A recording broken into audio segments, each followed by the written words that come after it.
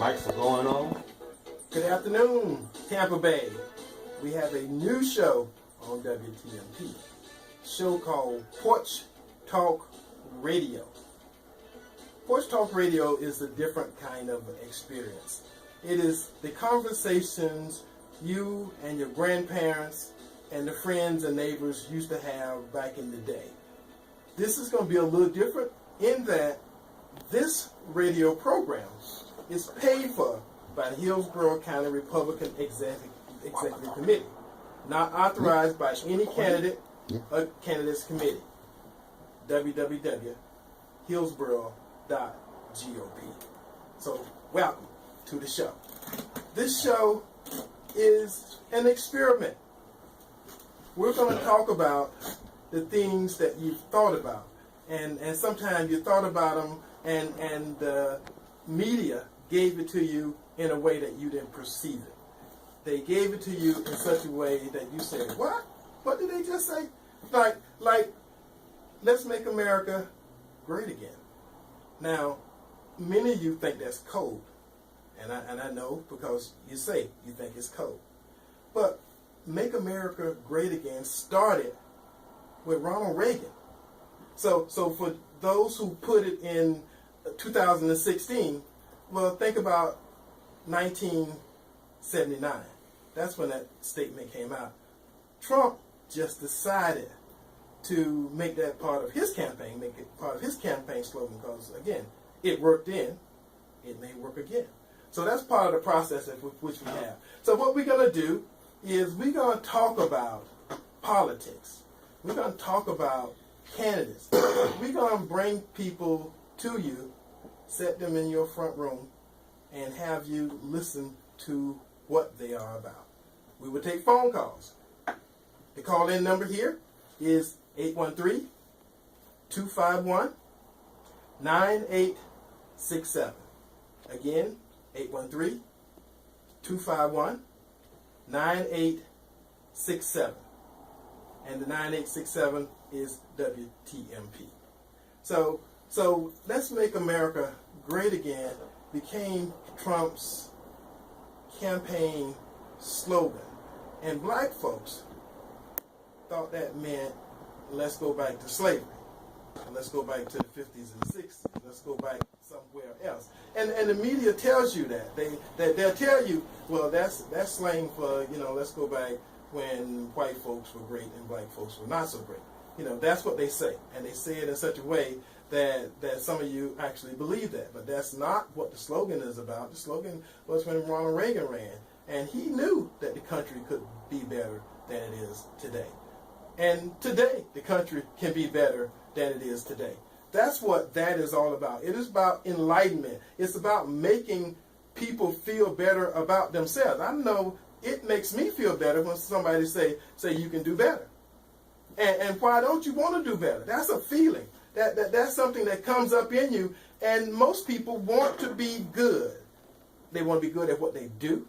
They want the results of what they do to be good. And to be great is even better. So we have some systems in place, and we have some things in place, and we have some people in place that for some reason or another take the worst of all the issue, worst of all consideration, and takes that and beats you over the head with it. Now I'm going to tell you something that a lot of folks really don't understand. Voting is a private issue. See, so no matter what people think, and no matter what people say, when you go in that voting booth, ain't nobody there but you and God. So you can come out and say anything you want. You can feel real good about what you say because you say what you want to say. You tell them what you want to tell them. It's a private issue. So if you got pent up frustrations about who you identify with, Democrat, Republican, Independent, whatever, when you go in that voting booth, nobody know who you voted for but you. And that's a powerful place to be because, like a lot of folks saying about black lives and black other things, black votes matter also. This election, like no other election, is going to be different, if for but one thing, that you will make a choice. And if you look around, you got Democrats, you got Republicans, you got independents, everybody looking at the black community and looking at the Hispanic community. And there's a real question as to what you're going to do, how you're going to vote. See, when there's no question, people can take you for granted. This radio program is going to show you that in this election cycle, you're not going to be taken for granted because people will listen. And you're going to get a choice to voice your opinion. You're going to get a chance to call in. And for the most part, we're going to listen. I say for the most part because we got some people who may call and want to rain down some fire and some brimstone. And we will listen for a while, but at the end of the day, I'm going to tell you, this is our show. So if we have to kind of, move the dial down and go on to the next person, we'll do that because that's the nature of the show. We want folks who have some positive input. We want to hear your opinion, and we'll comment on your opinion. But at the end of the day, it's about the exchange of knowledge, the exchange of information. And we're going to do what we do. And I'm just going to tell you about the show today. We got a couple of guests here. We have individuals running for property appraisal. We have someone running for U.S. Congress, Congressional District 14. So we'll bring them on.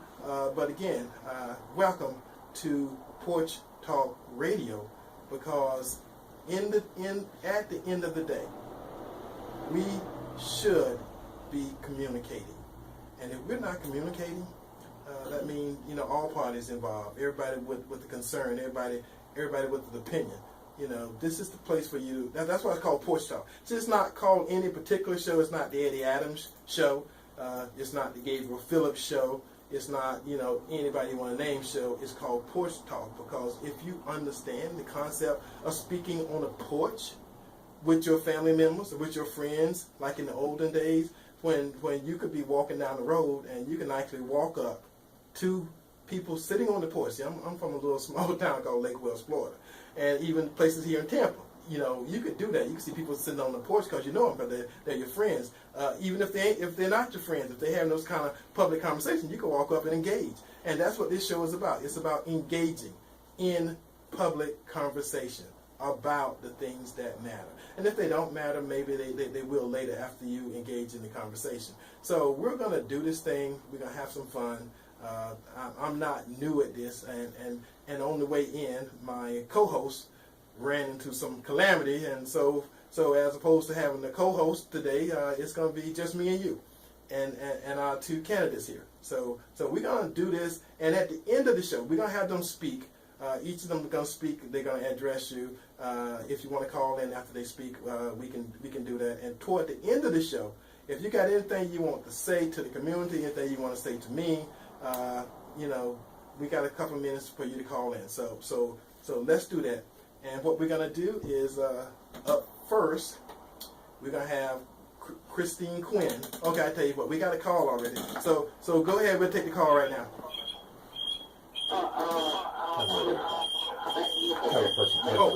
Turn your radio down. Turn your radio down. I'm okay. All right, there you go. Man, that's great for us when we can be able to go to the beach or out in the ocean and fish, and we don't have to fish off the bank. With our big boat, our four-wheel drive that can be afforded, our neighborhoods with green grass, and it's already like that for them. How great do they want America to get? Well, I'm gonna tell. I'm gonna jump in and kind of tell you about greatness. Greatness is a feeling. Everybody don't feel great. Some people are satisfied exactly where they are right now, but not everyone. There's exceptional people who no matter how good they are at what they're doing, and this is something Martin Luther King said, you excel at whatever it is you choose to do. If you are a dishwasher, if you are a street sweeper, if you're a janitor, you be the best janitor that you can be. So that means you're not satisfied. You're always wanting to excel. So people who are satisfied with where they are, this may not be your show, because we want people who wants to go places, wants to do things, and make stuff happen. And greatness is still out there. I'm going to tell you something. Even Muhammad Ali, look at all the great athletes. they practice so they can get better. Even when they was the best in the world at what they did, they still practiced and they still wanted to get better. All right. Someone's on the line. Still online? Yeah, tell them to turn it Yeah, down. Okay. what I was quoting you just quoted that his candidate, that's not what he meant. He everything he was it based on the Jim Crow law. Even from the stop and frisk law. So all the stuff that he said about different people. Now if he quoted back Make America Great Again, what was it, 1972 or whatever when he 79. people apartment complexes. And then you want to go back to the Jim Crow days, like the president say, what days is he talking about? What I mean, for us, make America great again, when is it going to be great for us? When we go fishing, everyone else a pit, that we can't propagate in, the clean water, we got to fish off the banks, like that water in St. Petersburg and all that. They got the big boats, forward drives, everything, the pretty neighborhood. The bigger house, the house is getting bigger since Obama been in there, and they still complaining. Okay. All the money. All right, we're gonna go to the next call. Okay, let me comment on what he was saying. Well, first of all, if you want a big boat, there's some things you got to do to go get your own big boat. See, it's not fair, and I very seldom use the word fair, but for someone else to go take someone else's big boat and give it to you, that's not the way the world should work. And I'm being straightforward with that. If you want a big boat, that becomes your dream. You stick it up on your refrigerator and you say, I want a big boat. Then you start coming up with a plan of how you go get your own big boat. See, that's how you achieve things. At the end of the day, it's yours because you did what it took to go get it. You had a dream, you had a concept, you had an idea, and then you went out and got yourself a big boat, if that's what you wanted. And we're gonna take one more call, and then we're gonna go to our candidate. Next caller. Hey, I just wanted to comment on the big boat metaphor. I really like that.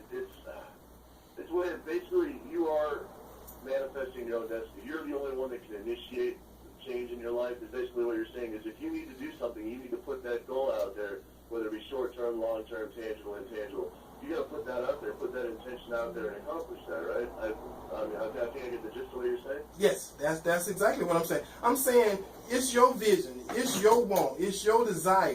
And for me, when I was younger, I would take an image of it and stick it up on my refrigerator. So every time I went in the refrigerator, I would see it. I stick it up on my wall. I stick it up in my classroom and in my office when I went to study. So I would constantly see. I'd be constantly reminded. That's why I'm working. That's why I'm making stuff happen. And when you get to the point to where you can buy it or finance it or however you're going to get it, then you go buy it. And then what you do, you set yourself up another goal. Stick it up there, and then you work for that. That's why you keep making America great, because you keep wanting things to make you great, making you feel better about yourself, and making your constant situation changing. You should never get stagnant, because when you get stagnant, I'm going to tell you what they used to say in the older days, you get stagnant, stay too long in the same place, people start throwing some dirt in your face. All right, so that's because you're dead. So we have Christine Quinn, who is a candidate for Congressional District 14. That's U.S. Congress, and she's going to tell you about some of her plans and what she want to do, and then we'll ask her a couple of questions, and then we'll let you ask her a couple of questions. Good afternoon, Christine Quinn. Good afternoon, Eddie. Thank you for having me. Thank you for putting the show together. This is a great opportunity for people to get to know us a little bit better in a more relaxed forum. So I appreciate that you're having me here today, and I'm having here with Todd Jones as well. So this is going to be an exciting show. And just to address what that, the first caller was saying, this isn't about them or us. When I was a little girl, my dad used to always take us to Sears. And in those days, Sears would categorize their merchandise by good, better, best. So you could buy good, or you could buy better, or you could buy the best. And my dad would always say, I'm easily satisfied with the best. And if you do your best, people will always be happy with you, and you'll get along better with others, and you'll excel. And so for me, I always try to do my best. And by doing my best, it has allowed me to grow my business. It's allowed me to be able to help others in our community. And as your congresswoman, I want to do my best to represent your best interest in Congress. So this isn't a matter of them or us, or they have a bigger boat. See, that's the seed of jealousy. And we don't want to be jealous, because jealous murders people. It kills them because you want what they have. And we live in the best country in the world where we have the opportunity to step up and go for those things that we want. We don't have to look at somebody else and say, oh gosh, they have a better house than me. You have the opportunity to buy that same house. You just have to work hard, save your money, do the right things, have good credit. Of course, we have to have that. And we work. And then you can buy that big house too. Everybody here in America has the same opportunity. I don't care where you live. I don't care what color of skin you have, what ethnicity you are. Everybody has the same opportunity. And you know, we've had difficult times in our lives, and I've had to put my boots on, get back to work, and I grew a company. I grew my family's seasonings. And you know, that wasn't an easy task, and we worked hard, and now we're in the top 10 grocery stores in the nation. So I think that we have to come together in unity in our community. And I want to tell you that Acts 10:34, for I am a respecter of no persons. And that's what the Lord is telling us. He's not a respecter of male, female, or the color of our skin. It doesn't matter. We're all in this world together. And we need to start coming together and working together and not living in jealousy and wanting us what somebody else has. We all have that opportunity. And I want to be able to, as your representative, make it available to everybody and make America the greatest country that it already is. Well, Christine, Trump's major issue that got him nationally known and considered to be the person that he is was about the wall. He said, we're going to build a wall and Mexico is going to pay for it. And it's about the wall as the symbol, and also the issue of refugees and immigration. Since you're going to be in the Congress, what's your comment on that? Well, those are great issues. And, you know, I am with Trump on building the wall. And I think when he's talking about Mexico is going to pay for it, they're going to pay for it in other ways, because we're going to be stopping our businesses from going down there and keeping that money here in America and keeping those jobs here. But I'm not building a wall to keep immigrants out. I want to build a wall to keep America safe. We all have fences around our houses. We all lock our doors at night. We create a wall wherever we go to keep our families safe. And America is our family. This is our country. We have to keep it safe. And it's not just safe from trying to keep immigrants out. It's keeping it safe so that our children can have the opportunity to grow and to have their own businesses, so they can take care of their families, and we can pass on. Each generation should be better than the last. But the other thing is, we have some major problems coming across that border. We have human trafficking. We have drugs. Those drugs impact every one of our lives, and we need to be able to stop that and do a better job. We need to stop this human trafficking, which is right here in Tampa.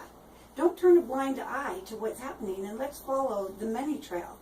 That's a money-making proposition there, my friends, and we need to stop it. And when we quit allowing it to happen, just imagine you have a little child. It gets abducted. That child is thrown into a cargo, put on a ship, gone across an ocean, and arrives here in the port of Tampa. That little child is just barely kept alive so they don't make noise. And everyone is turning a blind eye to that. We have little children. Could you imagine if your child was snatched away, a teenager, and put in those circumstances, and the terror that they're going through? And for what? For sexual favors? I mean, come on, we have some issues here that we need to deal with. These are heart issues, and we need to stop that from coming in. We need to stop the drugs that's killing our teenagers. And so we do need to create a border that keeps us all safe from these issues. All right, let me run one more by and then we'll take a call. Veterans and military has been a sizable issue and of concern because of the VA administration, the treatment of vets, and keeping military bases open, especially like deal here in Tampa. When you go to D.C., what's going to be your stance on the Veterans Administration and the treatment of vets that are active duty? Well, my goal is to try to get onto the military committee in Congress where I can be legislating those issues directly and directly impacting what's going to happen into our military. We have over 440,000 veterans right here. We have over 40,000 black veterans right here in Tampa. They've been promised a lot of things, and they haven't been really seeing a lot of the things that they should be receiving. So I want to make sure that all of the health care that they should be being provided to them is provided to them in a short-term time. They shouldn't have to wait 8 years, 6 years, 5 years. It shouldn't matter. You know, they gave up their lives and went and fought for our country. And when they came back here, yes, they're going to go into civilian life, but we should be helping them in that civilian life, especially those veterans that have been hurt, have post-traumatic stress syndrome. These are all issues that we need to address directly. Now, we have 2 of the greatest veteran hospitals right here in Tampa, and I have heard good things about them. But then why are some of our veterans still waiting? Why are they not getting the treatment? Why can't they just go to the nearest clinic instead of having to drive 2 hours? These are all issues that need to be addressed. We need to have legislation, and it needs to happen in the first 100 days that I'm in office, so that we can help our veterans and their families. You know, there's some great outreach programs here in Tampa as well that give scholarships to every veteran that has been wounded or hurt in our wounded program, and many families don't even know about it.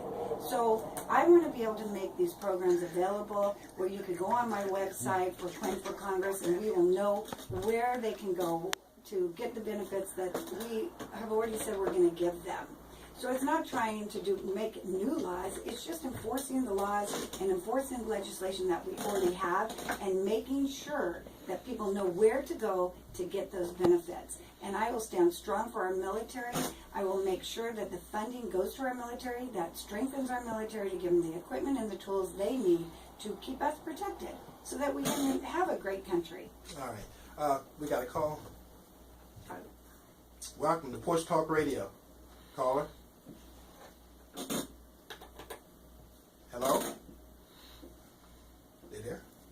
All right. All right.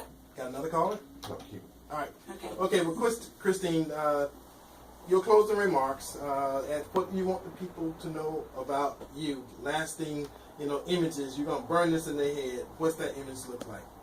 Well, I care. So I'm not a politician. I'm a businesswoman. I've been in business for 28 years. I have a company that I moved here 3 years ago from California. Just like many people that live here in Tampa, we have a lot of new families coming here, and that's what we want. That's what our governor is working, striving to have new businesses, because businesses create jobs. So I brought my business here, so I can see there's a very segregated community here, and nobody wants to talk about it.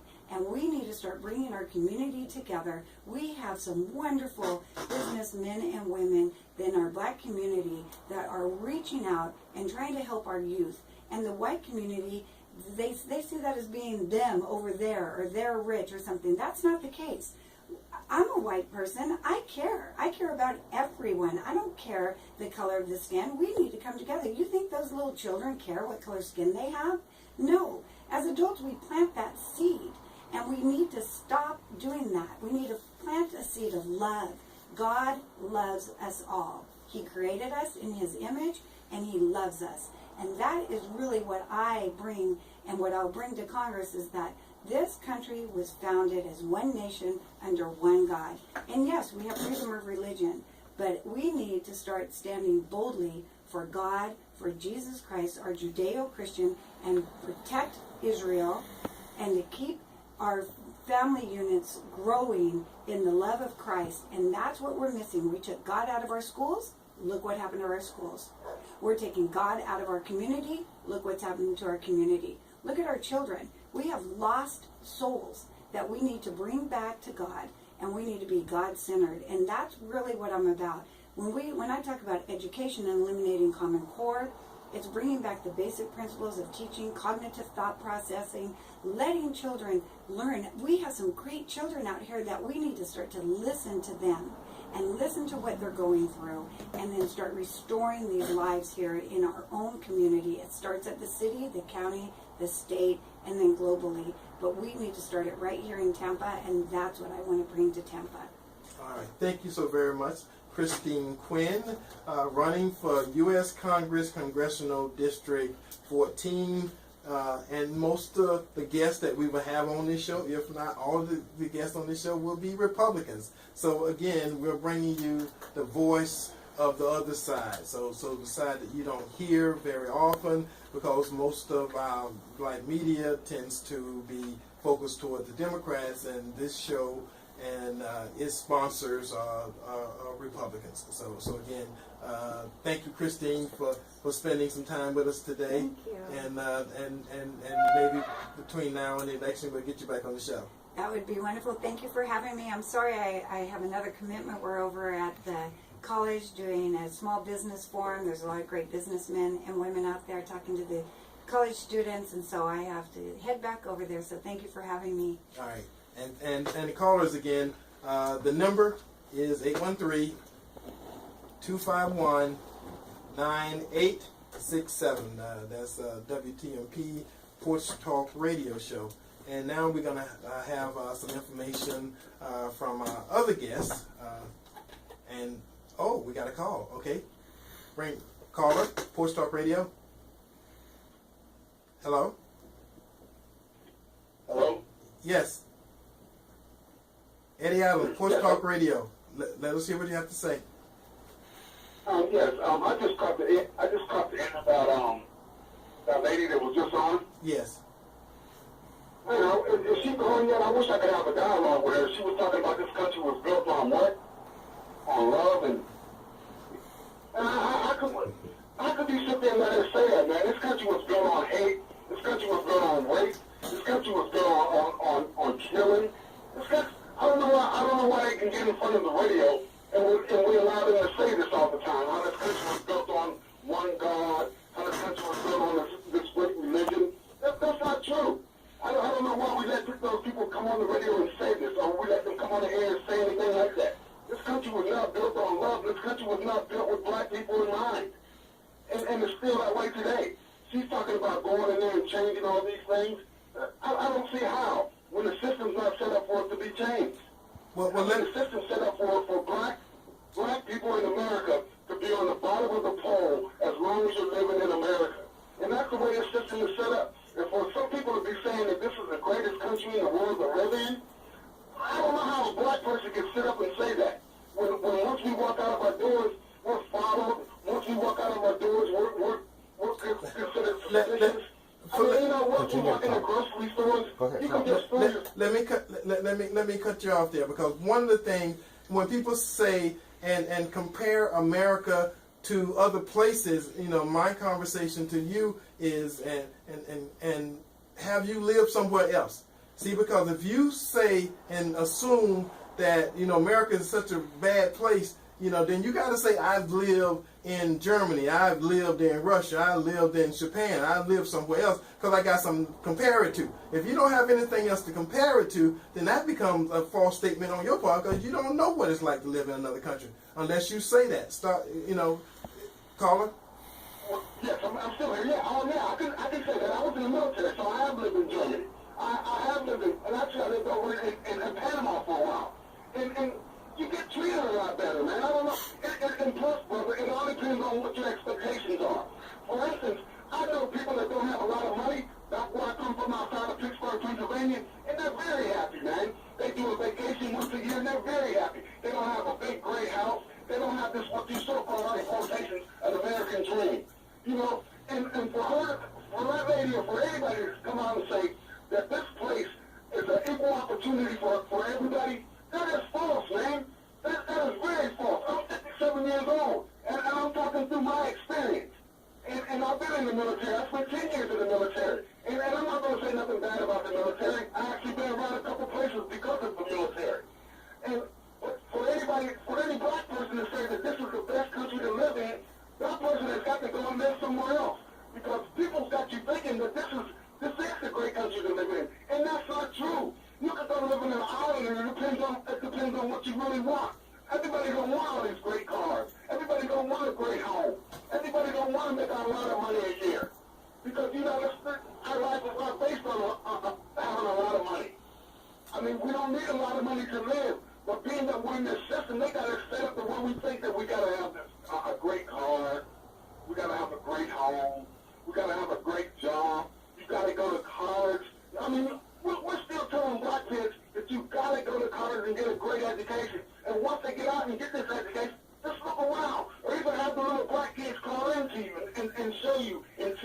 There's no jobs out there for them. And they got educations. And they're going to school to get an education. My son is 27 years old. And I told my son, he did go to school. He graduated from a community college. And he has a job with and he's processing paperwork for an insurance agency. Nothing what his college his degree holds, but he's got to have a job. He's got to work somewhere. But he's almost like on a treadmill. Just like the majority of the black people living in this country. It's almost as though like we're on a treadmill. And you know, we're trying to work. Well, let me kind of jump right in here because we have a limited amount of time. We got another guest that we got to get to. You know, you do what you got to do to get by.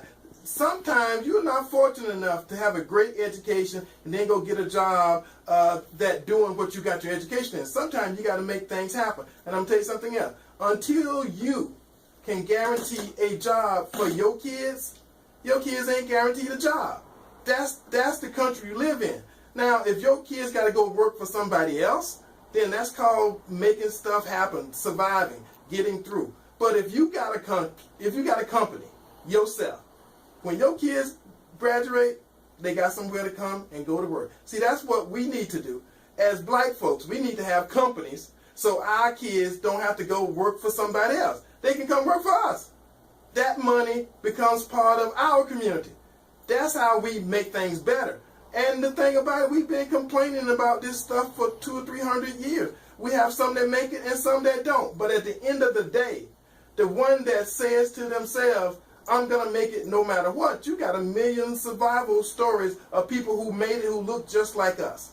So that's what I want to focus on. I want to focus on the people who look like us, who have made it, who made something happen. And again, it's always a struggle. Even if you happen to be rich and black, it's still a struggle. So you can't get away from the struggle, so you adjust to it. And those are the people who become happy. Those people who become satisfied. Those are the people who push the extra step for greatness. So with that being said, after Todd gets through talking, Todd Jones, who's running for property appraiser, we'll have him come on, say a few things about himself. We'll ask him a couple of questions, and we'll have that dialogue. And then we'll open up the lines again for more conversation. And with that being said, my good friend, and I did say friend, Todd Jones is with us here on Porch Talk Radio. Todd. Hey, thanks for having me, Eddie. My race is a little different than most political races. Property appraiser is a technical job. That's why my campaign color is purple. Red and blue make purple. It affects everybody. In fact, that's the one thing that my opponent and I agree on.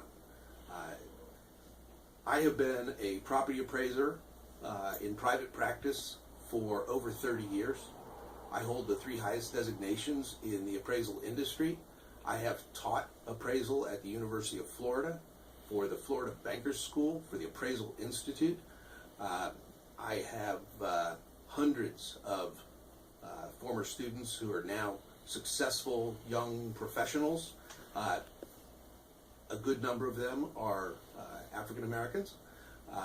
I mentor most of my former students in one way or another. I have spent my career protecting taxpayers from basically sloppy government work and government overreach. My language is in the Florida statutes, it's in the administrative code. I have been blessed. I could retire, but I'm 59.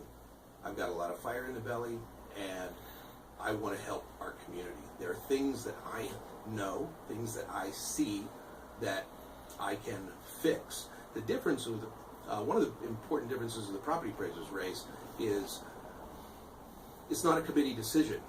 The buck stops with the guy in the chair. So how do you lead a team if you can't speak their language?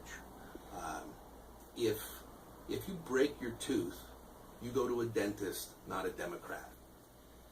If you get arthritis, you go to a rheumatologist, not a Republican.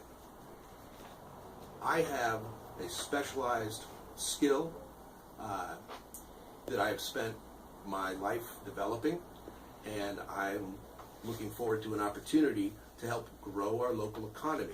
I know how to create jobs from the property appraiser's platform. one of the ways to do that is through helping real estate transactions happen. It takes 24 jobs, excuse me, it takes 24 jobs just to get a house sold. There's another 24 jobs on the backside of that that are required to maintain the house, assuming you farm everything out. Well, in commercial property, business property, the number of jobs required is 2 and 3 times that many. So we're talking dozens and dozens of jobs, and we're not talking minimum wage, fast food type jobs. We're talking jobs that pay $40,000 and more. The more real estate transaction activity that happens, the more demand there is for these jobs, and these are jobs that aren't race or gender specific. These are jobs that anybody can do with the right education, training, and licensure.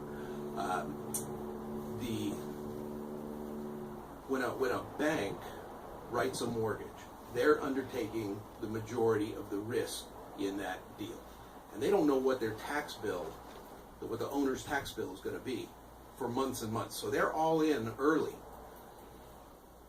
Well, that uncertainty causes a lot of deals not to happen because the banks aren't sure what's going to happen and whether or not the borrower can afford the property tax hit.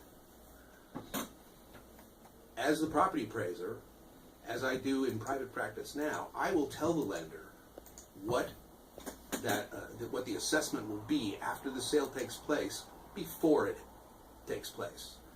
That removes over 90% of the uncertainty, and more transactions will happen as a result of that.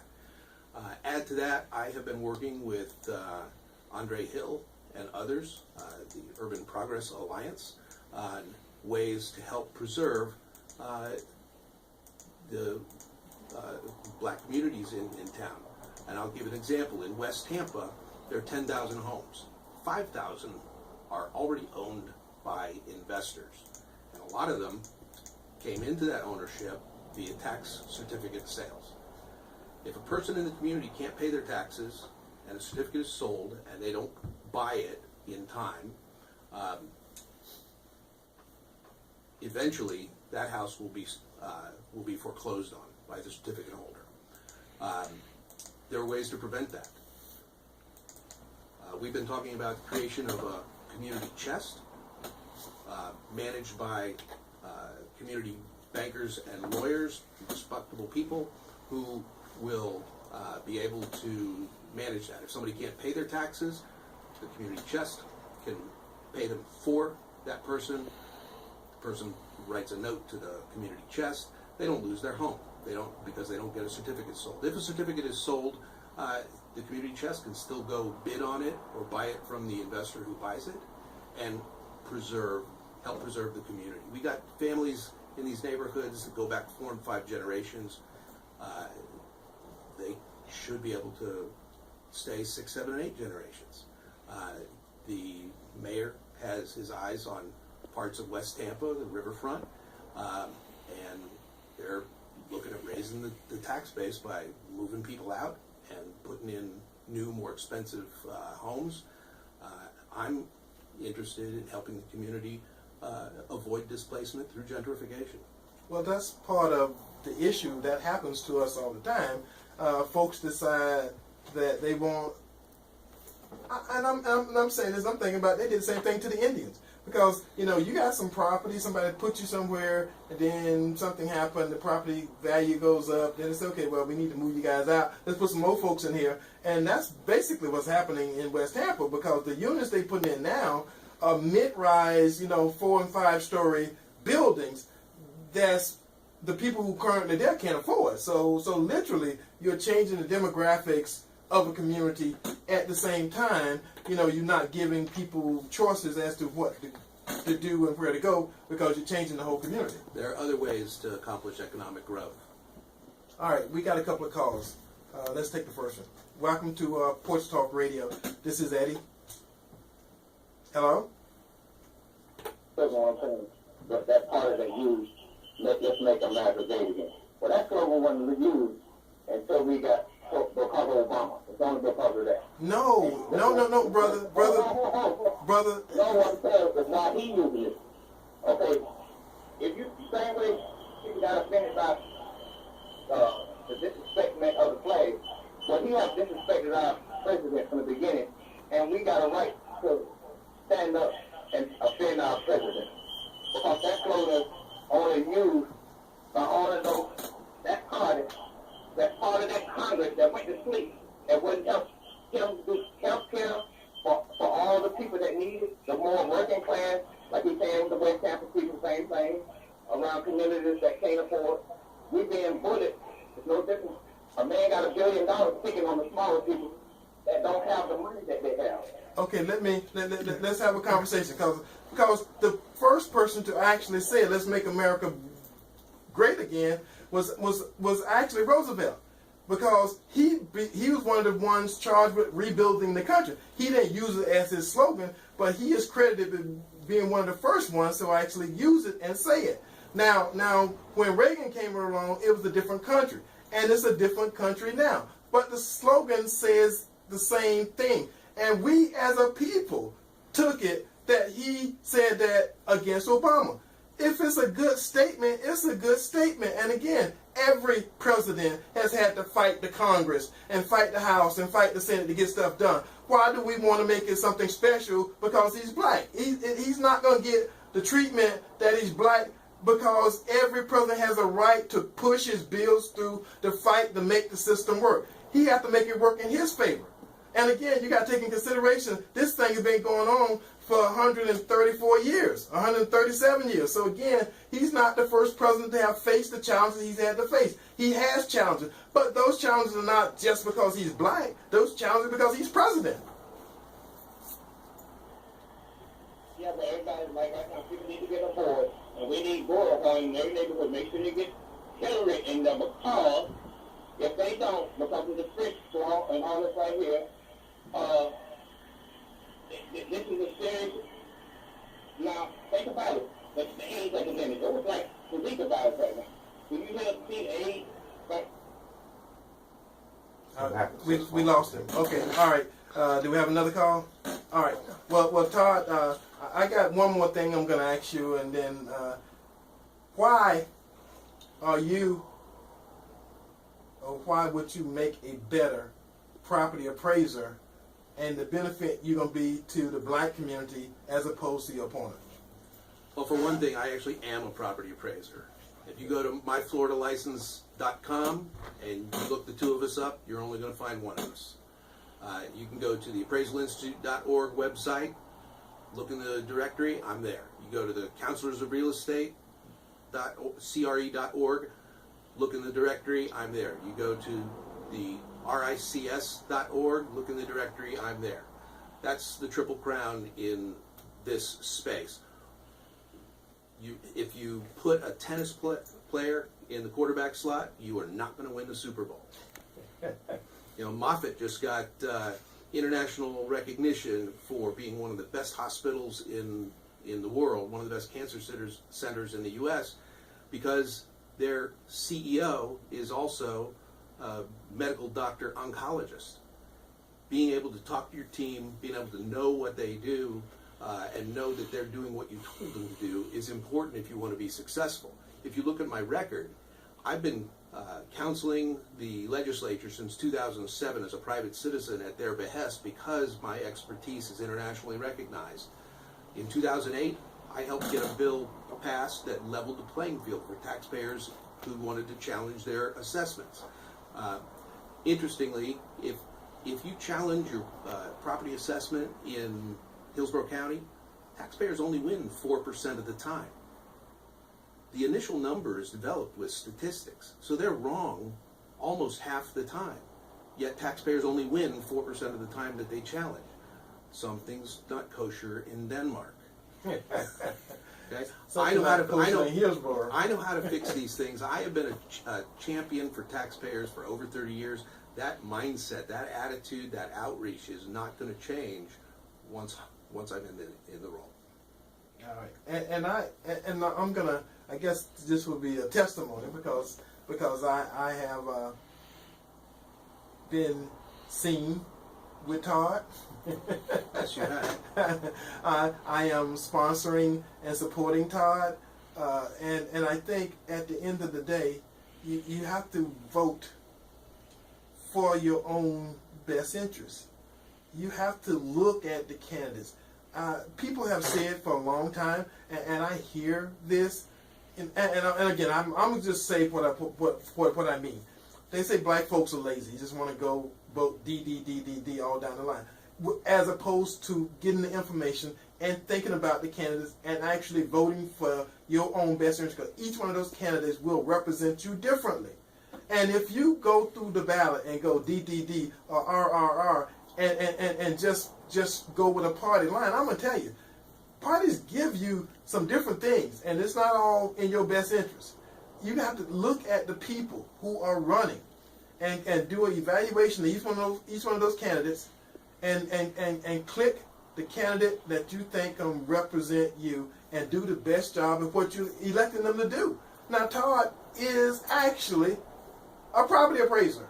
He's a professional. He is probably the highest ranking property appraiser in the state of Florida. So that means in the educational part of it, that's like having the best brain surgeon or the best doctor or the best lawyer or the best engineer, whatever professional you're going to pick. You don't elect those professionals because they go get the most votes. You elect those people because they're going to do the best job. They got the skill and the expertise to make sure that at the end of the day, you as a representative citizen in this community is going to got somebody that's a constitutional officer that's going to make sure that you get the best results as a citizen, not as part of the establishment. Because part of his job is not only looking out for the community, it is looking out for the individuals. So again, that's part of the thing that go along with his job. And again, he is definitely, now see, that's one thing I ain't got a question. He is definitely more qualified because, again, he's got the expertise. And if you don't believe me, see, that's a good thing about people nowadays. They go look it up. Go look up Todd Jones. Google it. ToddJones2016.com is the website. I have helped lead the largest property tax services company in the world. We had much bigger top line, much bigger number of employees. This is not going to be. There will be no learning curve for me. I've administered much bigger organizations. I have the management skills. I have the technical expertise. I am not running against my opponent as much as I am running against the system. The system is taking advantage of the people. The reason I know that is because I've been exposed to it for over 30 years because I protect taxpayers from over-assessment. If you want to create wealth, you need to have lower taxes. You need to have fair taxes for sure. And that's all I've ever argued for. Fairness. And I think that's what everybody's looking for. I think everybody's tired of partisan politics. Everybody that I talk to is. One of the reasons I stepped up, because I don't need this job. Yeah. I want this job because it's an opportunity to help people. All right. We have a call on the line. Caller, welcome to Porch Talk Radio. This is Eddie. Come on. Eddie Adams. Yes, Joe Robinson. Man, I'm so glad to hear your voice though now, and now you know I call it the way I hear it. Yeah. I started pretty good. I heard him on Phillips show, and I'm hearing him on your new show. And one thing that really struck a nerve with me that he really done, he sort of got me listening to him, is that he actually talked about West Tampa. And you know, I sit on the CRA, and we are definitely talking about a land trust. And what he talked about putting that property as a trust, if anybody know about tax deed sales and fighting and all of that, is Joe Robinson and his family in Hillsborough County. I'm the expert on doing that and stopping that. And I believe he's correct with his analysis of West Tampa about these older people and not being able to maintain their property, let alone code enforcement and roofs and doors for senior citizens, and then the selling of it, because remember, when they came in with the homes with the Serenity project, those are all done by tax themselves. They got a couple of my lots, and that was it. It was one. But I just want to say, man, keep up the good work. I mean, Thank you, Mr. Robinson. The person, I just wanted to call it what I did. So the other person, I hope you have them on so they can try to come and tell us what they don't be doing about West Tampa and the taking of this property without, a just compensation. Let me. And keep up the good show, man. I didn't know this show was on. I just happened to listen to the football game. Eddie on TV radio.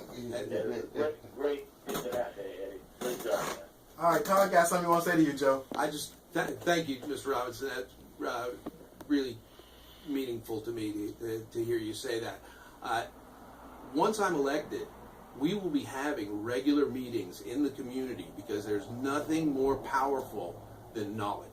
And that's what I perceive as part of the problem here. People don't know what they don't know. And as an expert, I am committed to helping the community. And Joe, I believe you, man, because I've been seeing you and hearing you, and I believe you. I really do believe you. Thank you. Keep up the good work. Thank you, sir. And that's a good deal. Thank you. And Joe, back in the old days, the community chest was the church. Because when I was a kid, I remember walking by, and there was always a table there where you put your 50 cent or your dollar, whatever you had as a kid, and it said community chest. And that's when they took the money to help people pay their light bill. They took the money to help people pay their taxes, and they took their money to help folks in the community who was doing bad. So that was a part that the church used to do that now we looking at the government to do it because nobody kind of picked up that mantle. And those tax notes, those tax certificates, what changed Ybor City. I mean, that what literally allowed the government to come in and take people's properties and give it to somebody else. And when you don't have money and you can't pay your taxes, that's the easiest way for the government to take your property. Right. Basically, it's not the taxes that took most people's property in West Tampa, East Tampa, and Ybor City. It was code enforcement liens of $60 million that the city started, and it took me 15 years to shut it down, and I had to become an FBI informant to do it. That is how this property got taken originally, and some of it is still being taken through aggressive lien collection on property. It sort of died down when we brought the feds in, but it took me 15 years to fight the city to shut it down, and we sort of got it cooled off. But don't expect, and that's where they did it. It was called systematic code enforcement from 1986 to around about 1999 and 2005 before we could shut it down. Well, thank you. I just want to throw that. Let somebody else get in. Okay, Joe. Keep up the good work, man. And I appreciate your show. Thank Mr. Jones for telling it like it is. All right, thank you. Thank you for being again. See, this is a community where it's about information because every time a little piece of information hits your neurons, they fire because it stimulates you. And Joe is one of those people who has the community's interest at heart. And for those who don't know, Joe is in a runoff for Hillsborough County School Board. So again, Joe is a good guy. He's been fighting that battle for a long time. He's ran in the past, and anybody that knows Joe, Joe is out there. So that thing he said about fighting to help people for 15 years, that's Joe. So if you know Joe, again, Joe's another good guy. And I'm going to, just bring up a light little note because we only got a couple more minutes left in the show. But I want you guys to listen and watch the debate on Monday. Because I hear a lot of people talk about the debates, after the fact, but they didn't hear them.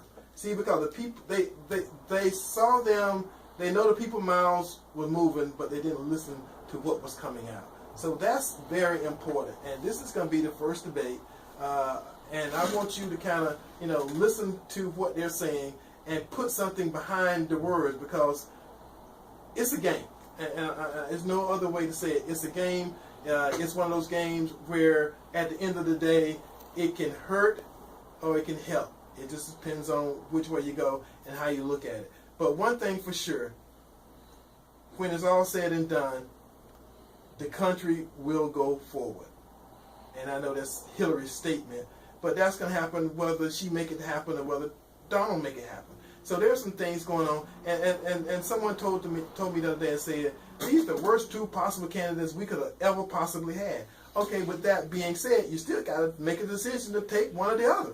And the other thing, too, look down ballot. Look down the ballot, not just the president and the vice president, but look down to property appraiser. You know, look down the congressional, look down the Senate, look down at all the other local, look down at school board, because those are the people who will affect your lives locally right here.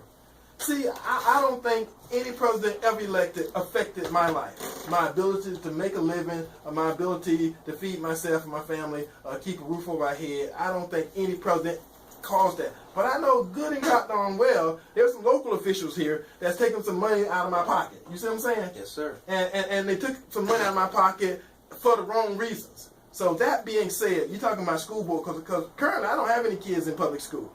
But I do pay those millage rates because they're a taxing agency. You see what I'm saying? So it's a couple other things, and a lot of these other folks who directly affect money coming out of your pocket, and you don't have no choice.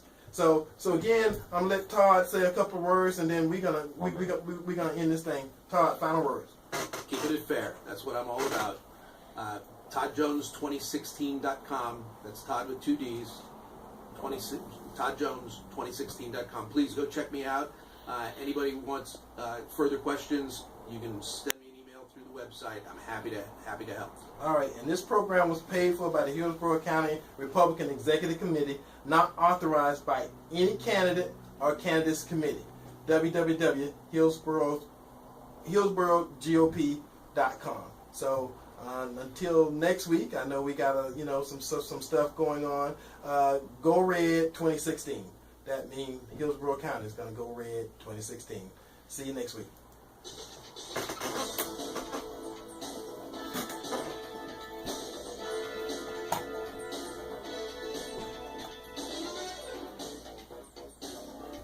You good.